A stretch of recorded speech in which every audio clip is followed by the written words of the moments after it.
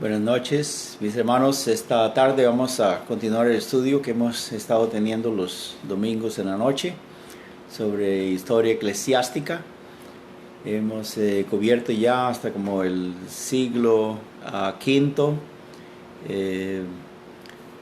Hemos mirado la vez pasada cómo fue cambiado entre la Iglesia Católica y muchas otras congregaciones el bautismo de creyentes al bautismo de recién nacidos, porque ya tenían la teoría de que el bautismo era lo que limpiaba los pecados.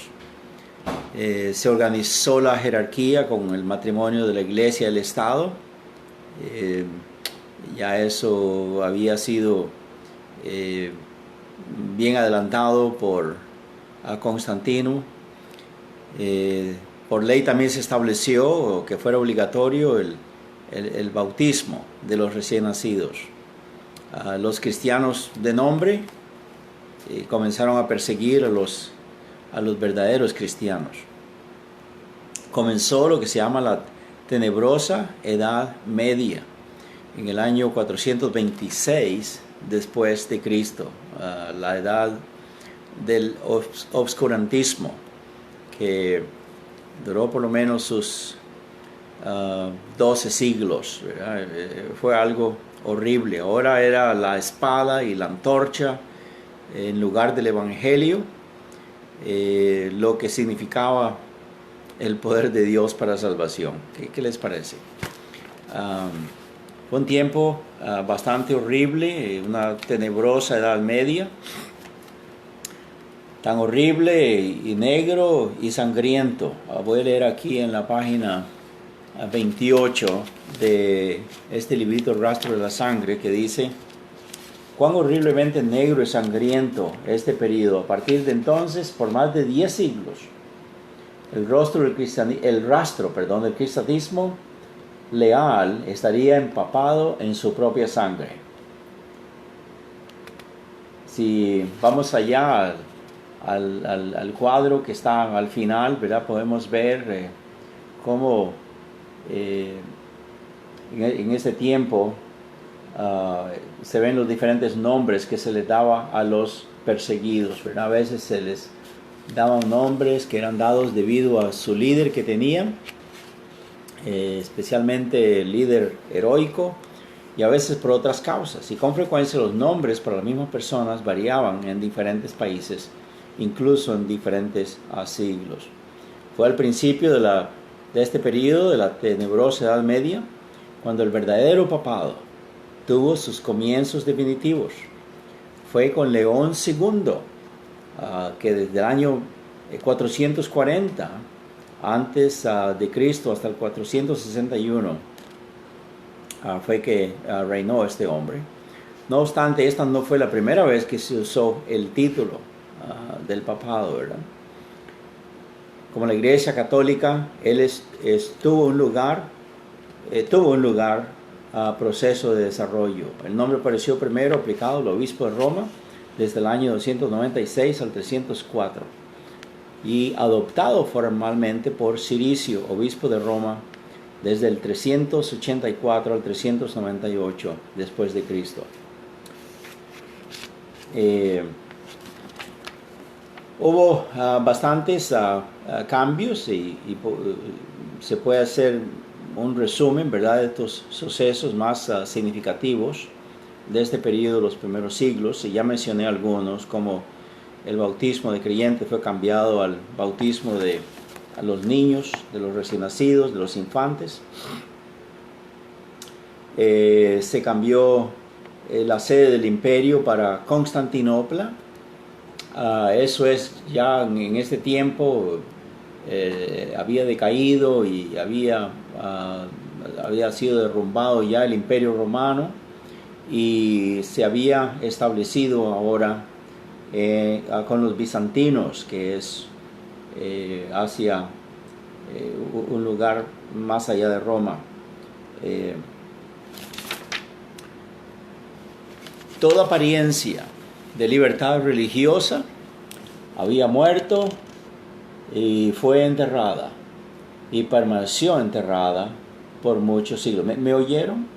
Toda libertad religiosa ya era de ley, era promulgado que no podía nadie, so pena de muerte, reunirse, cantar, predicar la palabra de Dios o celebrar bautismo de adultos. Era completamente prohibido, ¿verdad? Y esto por todos estos siglos. Las iglesias nuevotestamentarias, leales, cualquiera que fuera su nombre, con que se les conocía, fueron acosadas, perseguidas hasta el máximo posible por el nuevo poder católico. Los remanentes esparcidos por todo el mundo encontraron escondites inciertos en bosques, en montañas, en valles, madrigueras y cuevas de la tierra. Todo eso pues vemos que sucedió durante el siglo V. En ese tiempo surgieron lo que se llaman los paulicianos. Hemos mencionado antes, ¿verdad?, que había novacianos, montanistas y otros nombres que hemos mencionado antes, y ellos por supuesto traían las mismas doctrinas de todos estos hermanos del pasado, ¿verdad?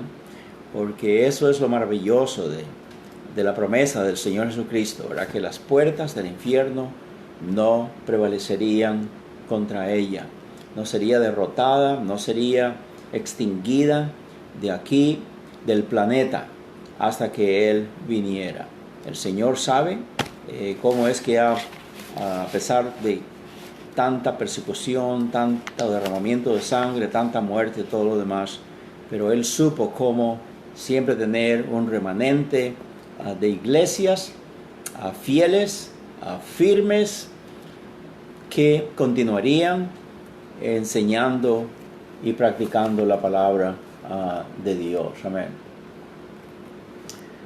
Este grupo de los paulicianos tenía su área donde ellos trabajaban y estaban esparcidos, como dice en el mismo Romanos capítulo 15 verso 19.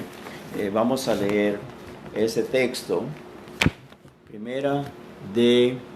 Dije Romanos capítulo 15, que es casi al final, ¿verdad?, de la epístola. El último capítulo es el 16. Y dice en el capítulo 15, verso 18 y 19. Dice Pablo, yo no osaría hablar sino de lo que Cristo ha hecho por medio de mí para la obediencia de los gentiles, con la palabra y con las obras, con potencia de señales y prodigios en el poder del Espíritu de Dios, de manera que desde Jerusalén y por los alrededores hasta Ilírico, todo lo he llenado del Evangelio de Cristo. Y de esta manera me esforcé a predicar el Evangelio, no donde Cristo ya había sido nombrado, para no edificar sobre fundamento ajeno. Esta región de Ilírico, que también está mencionado en 2 Timoteo 4:10, esta es el área moderna de lo que hoy se llama Yugoslavia, Bulgaria, Rumania, Albania, Austria y partes de Suiza y también de Francia. Como vemos, hermanos, este apóstol Pablo, por supuesto que el Espíritu de Dios lo movía para seguir avanzando avanzando más hacia a nosotros, hacia el oeste, ¿verdad? Y ya sabemos pues que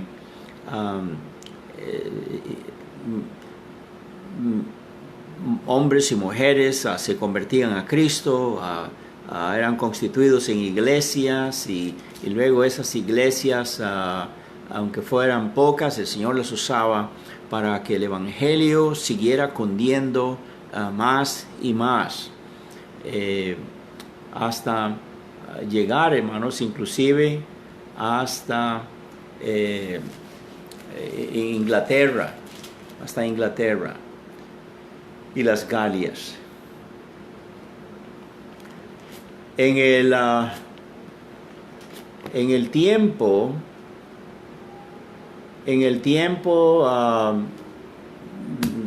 cuando los sacerdotes también fueron prohibidos para que no se casaran, se mantuvieran célibes, todas estas cosas, por supuesto, causaban entre la gente, entre los creyentes, confusión, perturbación. Los que leían la Biblia se daban cuenta que estas cosas eran completamente incorrectas, ¿verdad? La palabra de Dios dice que Pedro tenía a su esposa. Por ejemplo, vemos en Mateo capítulo 8, versos 14, que una de las personas que el Señor Jesús curó fue a esta señora que está relacionada con Pedro. Dice acá: vino Jesús, en el Mateo 8:14, vino Jesús a casa de Pedro y vio a la suegra de este postrada en cama con fiebre. Esta pobre señora posiblemente estaba sudando de fiebre, estaba temblando también, sumamente grave, pero el Señor vino y tocó su mano y la fiebre la dejó, y ella se levantó y les servía. ¿La suegra de quién? La suegra de Pedro. Los católicos romanos dicen que él es el primer papa que la iglesia tuvo, que es el fundamento de su iglesia, etcétera, etcétera. Bueno, pues aquí dice que él era casado, ¿verdad? Al tener suegra, por supuesto, tenía su esposa. El apóstol Pablo también dice en 1 de Corintios, capítulo 9, hablando sobre esto de los apóstoles, los siervos del Señor, casados, dice en 1 de Corintios 9, 5. Son preguntas retóricas que el apóstol Pablo hace en defensa de las críticas, de las recriminaciones que estos hermanos en Corinto tenían contra el apóstol Pablo. Y entonces dice: contra los que me acusan, esta es mi defensa. ¿Acaso no tenemos derecho de comer y beber? Hasta eso el hermano Pablo tenía que darles lecciones a la congregación. Y todavía hay hijos de Dios que hay que enseñarles también, ¿verdad? Que el pastor, el misionero, quien esté al frente ahí enseñándoles la palabra de Dios, pues igual que todos ellos en la congregación, necesita tener casa, necesita tener carro, necesita poner sus hijos en la escuela y si es posible hasta en la universidad.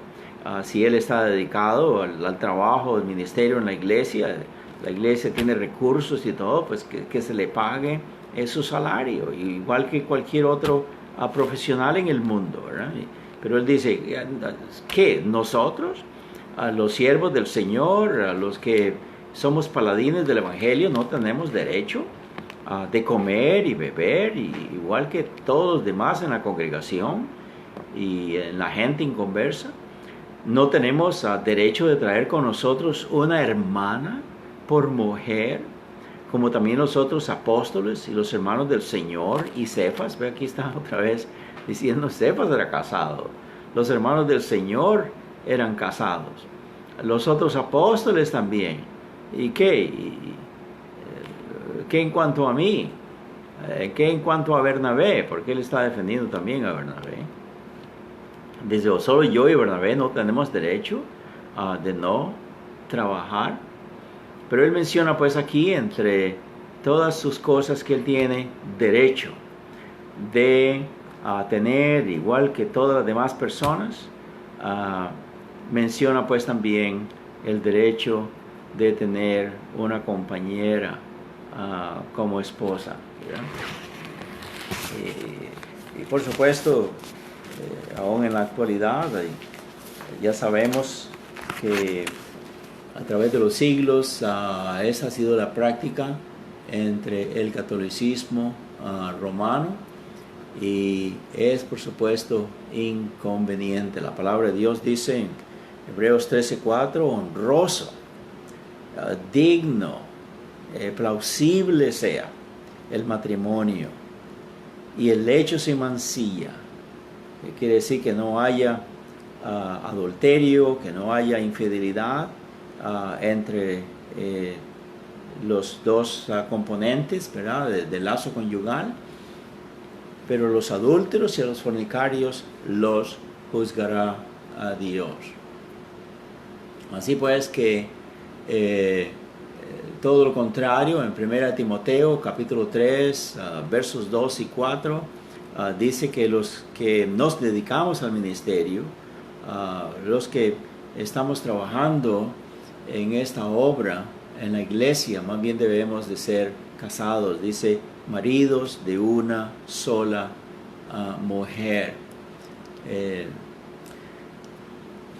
En el año también más adelante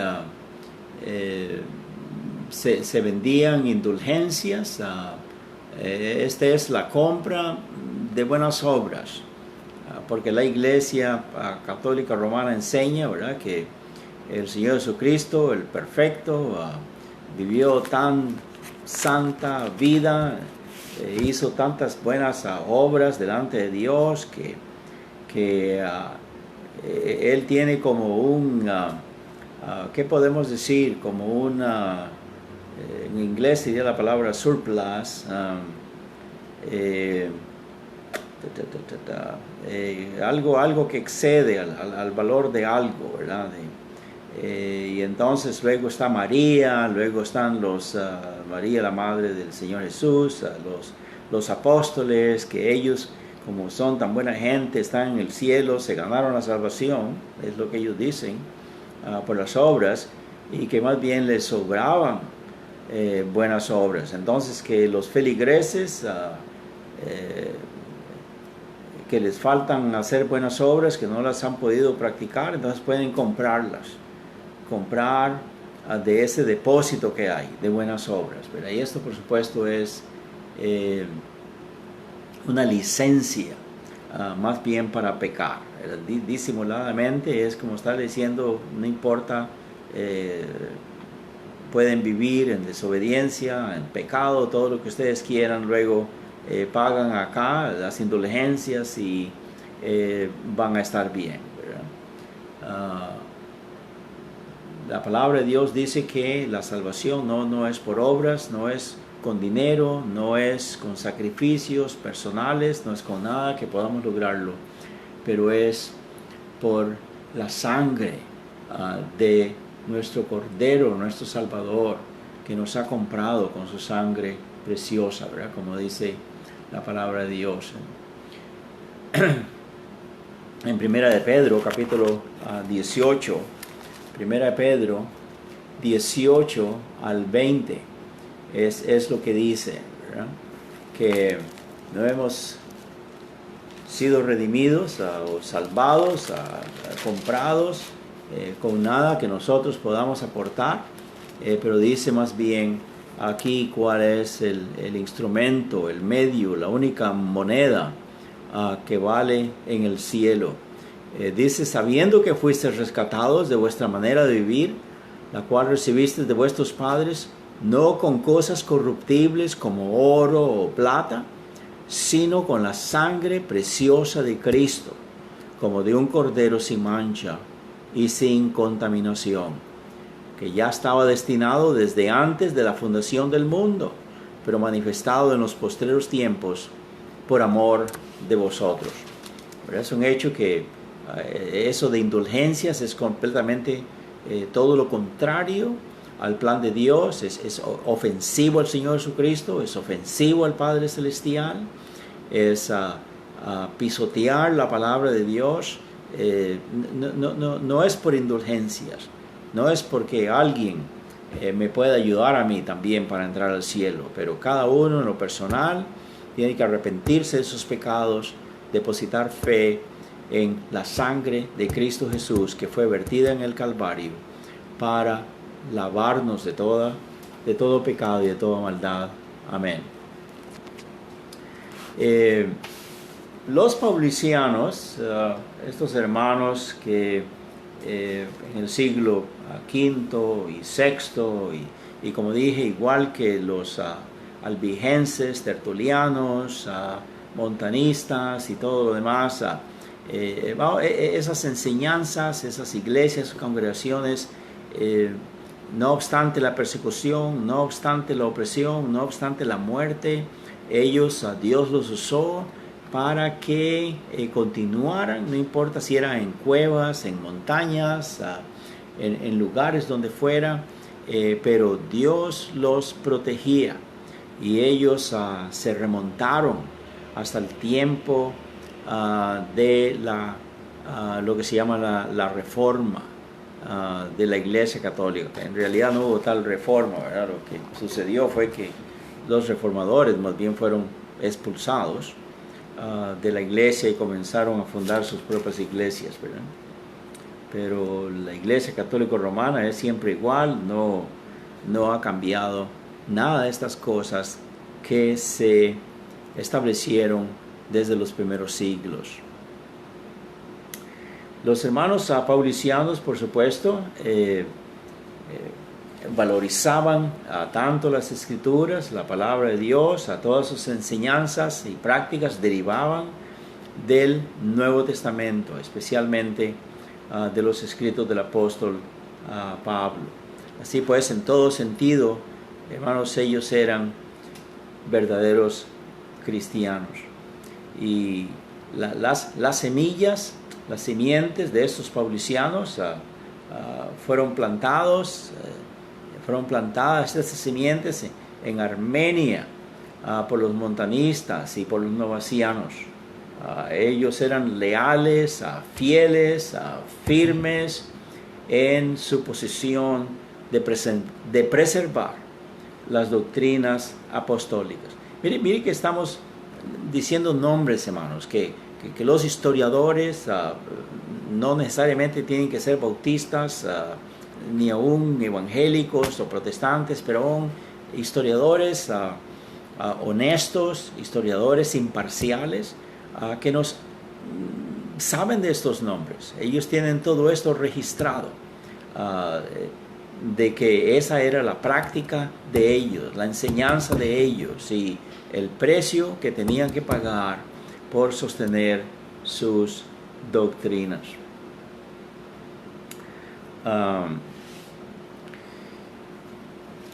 ¿Qué creían y qué practicaban? Las mismas doctrinas, las mismas enseñanzas que hemos mirado en los siglos pasados, ¿verdad?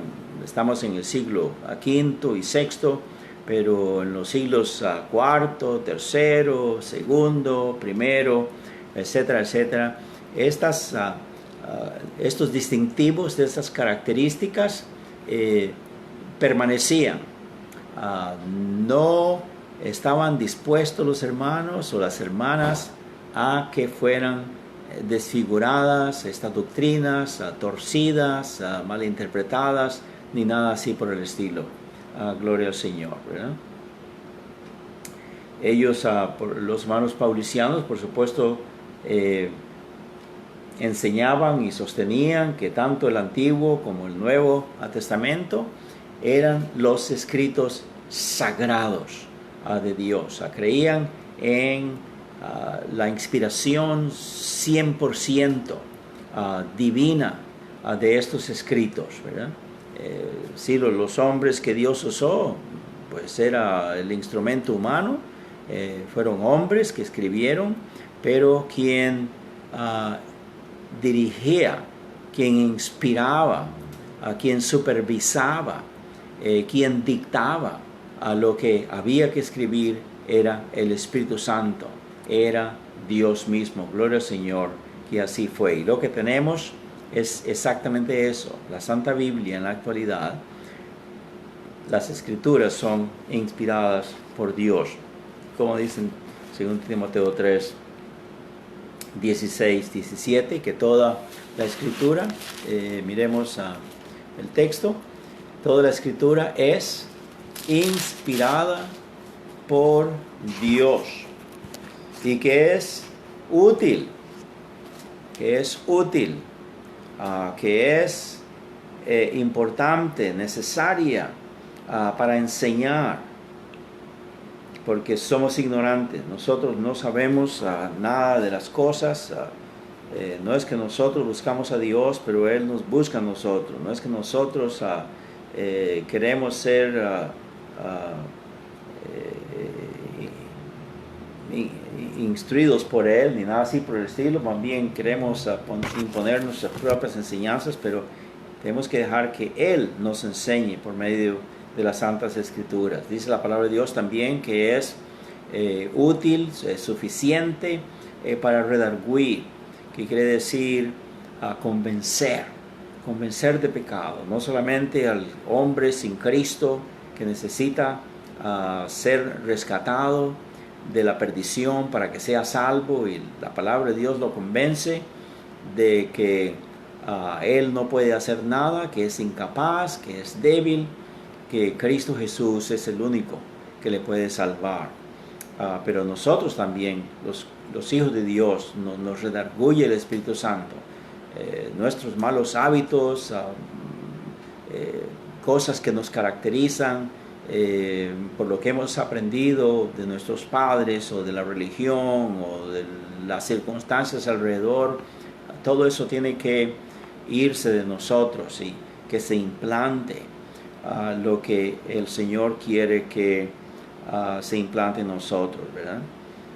Dice que es también para corregir, es para ponernos en el camino correcto, ¿verdad? Y no que andemos zigzagueando ni nada, pero ni a la derecha, ni a la izquierda, ni nada, pero derecho como el Señor quiere. Para instruir en justicia. Naturalmente nosotros somos injustos, pero Dios nos hace justos. Esto quiere decir correctos en nuestra manera de pensar, en nuestra manera de actuar, y estamos dispuestos inmediatamente, apenas sale una mala palabra, sale una mala actitud de nuestra naturaleza pecaminosa, inmediatamente nos arrepentimos, le pedimos perdón al Señor, porque queremos obedecerle a Él, someternos a Él y caminar en justicia. Y a fin de que el hombre de Dios sea perfecto, maduro, completo, capacitado, enteramente preparado para toda buena obra. Amén. Los hermanos paulicianos sostenían, ¿verdad?, que la palabra de Dios era lo único que podía hacer estas obras en cada uno. No se necesitaban consejos de cuerpos docentes, de obispos o de papas, ni nada así por el estilo, pero que solamente la instrucción divina venía de las páginas, provenía de las páginas de la Santa Biblia, la palabra de Dios. Y así es lo que nosotros, los misioneros bautistas, creemos 100% y practicamos. Amén. Ellos, igual que sus demás antepasados, requerían la experiencia de fe, que ya se hubieran arrepentido, que hubieran tenido la experiencia del nuevo nacimiento a través de la recepción de Cristo como su Salvador personal, reconocerle como el único, suficiente y poderoso Salvador, que arrepentidos ellos recibían, y de ahí en adelante confesaban que eran hijos de Dios. Entonces el segundo paso era, después de su salvación, la administración del bautismo. Amén. El método de bautismo, como la palabra indica, bautismo indica inmersión, entierro, quiere decir hundirse completamente en el agua.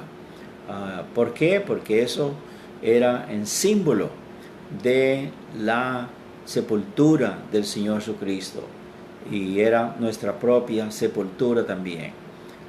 Así como el Señor Jesús fue sepultado y resucitó al tercer día, nosotros también inmediatamente, después que somos sepultados juntamente con Cristo en el bautismo, emergemos del agua, indicando que así como Cristo salió de la tumba, también nosotros salimos dejando ya la nueva criatura, la vieja vida pasada, pecaminosa, perdida, ya es completamente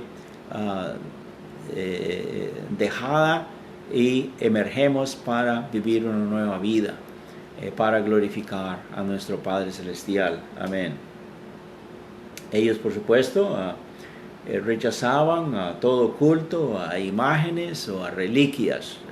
En todo este tiempo, hermanos, del siglo V y VI, eso era lo que ya era promulgado alrededor de ellos, en las congregaciones, tanto católicas como de otra clase, que también practicaban esas cosas, ¿verdad? Los paganos, pero ellos rechazaban todo ese tipo de cosas como siendo pecaminosas, porque la palabra de Dios dice claramente que no te harás imagen de cosas semejantes que esté en el cielo, en la tierra o debajo de la tierra, en ninguna parte, ¿verdad? Y reliquias, imágenes y todo eso, la construcción en sí misma es malo, y mucho más todavía la inclinación a ese tipo de cosas, ¿verdad? Ellos, por supuesto, también creían que cada iglesia local era independiente y que se gobernaba a sí misma. Ellos aceptaban el bautismo y la cena del Señor como las únicas dos ordenanzas pictóricas de la iglesia del Señor, ¿verdad? Hemos definido en otras ocasiones que son como retratos. La iglesia del Señor, cada vez que bautiza a un nuevo candidato o cada vez que celebra la cena del Señor, está recordando precisamente el evento más grandioso, más importante, más significativo de toda la historia de la humanidad, que fue que el Señor Jesucristo muriera, fuera sepultado y resucitara para la salvación de cada pecador. En el bautismo se celebra, como ya mencionamos, tanto la sepultura como la resurrección y la cena del Señor, lo que se llama la comunión, también. En ella se celebra el derramamiento de su sangre, la muerte de Él en la cruz del Calvario. Así pues, estas dos ceremonias simbólicas juntas representan todo el Evangelio por el cual somos salvos, ¿verdad? La muerte, la sepultura y la resurrección de Cristo Jesús. Únicamente, esas son las únicas dos ordenanzas que enseña la palabra de Dios. Amén. Bueno, hermanos, yo creo que es bastante suficiente lo que hemos cubierto esta noche. El Señor los bendiga y estemos felices, contentos, agradecidos delante del Señor por haber heredado a nosotros estas enseñanzas y estar ligados a esta cadena de iglesias nuevo testamentarias que a través de los siglos nuestros hermanos y hermanas fueron fieles fueron leales a la palabra de Dios, al Señor Jesucristo. Amén. Estuvieron dispuestos a pagar el precio que hubiera que pagar, escasez, persecución, muerte y todo lo demás, pero ellos sabían que era valioso, era importante. El Señor Jesucristo se dio a sí mismo por nosotros, ganó su iglesia para establecerla aquí en la tierra, porque ya sabemos que Él nos compró individualmente con su sangre, pero como dice en Hechos 20:28, a los obispos de la iglesia de Éfeso, el apóstol Pablo les dice que se cuiden ellos mismos y que cuiden la iglesia del Señor Jesucristo, la cual Él compró con su propia sangre. Amén. Qué privilegio, qué honor más grande es ser parte constituyente de una de las iglesias del Señor. Señor bendiga, hermanos. Buenas noches y hasta la próxima.